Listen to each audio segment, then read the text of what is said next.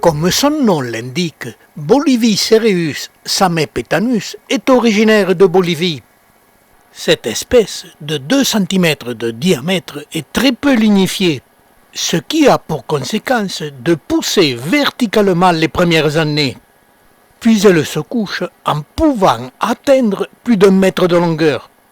En jeune sujet, elle prolifère sur la base des tiges, puis plus tard le long des tiges quand elles sont couchées. C'est une superbe espèce qui au printemps se couvre de boutons sur la pousse de l'année précédente et en fin de saison jusqu'au sommet de celle-ci. La particularité de ces boutons, en se développant, s'incline vers le sol. Cette inclinaison est variable et parfois très prononcée même sur le même pied. Elle est l'annonce d'une fleur zygomorphe.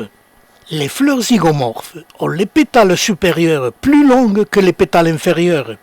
Elles ont 2 fonctions, l'une pour protéger le pistil et les étamines des rayons solaires trop ardents, la deuxième pour protéger le même pistil et les étamines de la pluie.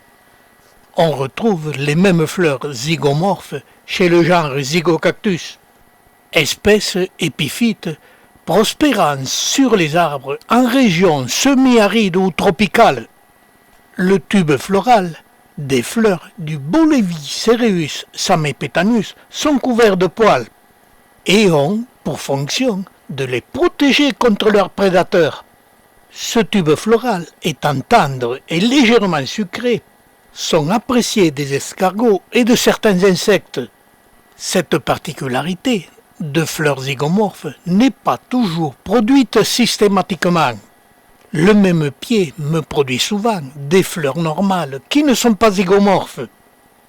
Autre particularité de ces fleurs, elles ont une bande médiane blanche en bordure des pétales. Cette bande médiane est plus ou moins prononcée et parfois disparaît totalement, et toujours sur le même pied, ce qui me fait dire que les fleurs zygomorphes, les bandes blanches, ne sont pas des critères fixes. Cette espèce est variable. Le temps d'admirer ces superbes floraisons qui s'échelonnent toute la belle saison. Je vous donne quelques indications sur sa culture. Celle-ci peut être qualifiée de facile. Elle peut être cultivée en serre froide où il ne gèle pas. Elle supporte les excès d'arrosage. Et il en est de même pour son substrat.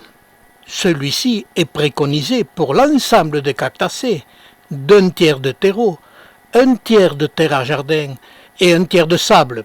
Le Bolivie cereus samepetanus se contente de n'importe quelle proportion et pousse même très bien en terre argileuse.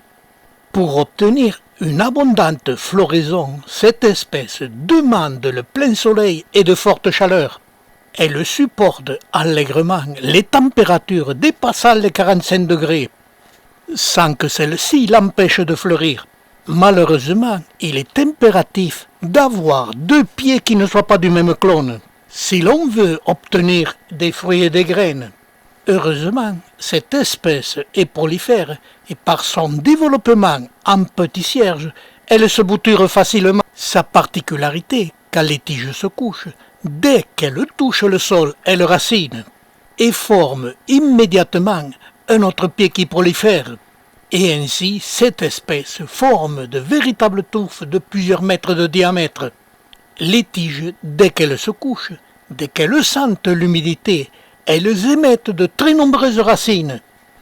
Comme sur cette image, l'humidité dégagée par l'agave Victoria regina, ce qui nous montre la facilité de culture et de multiplication par bouturage de cette superbe espèce.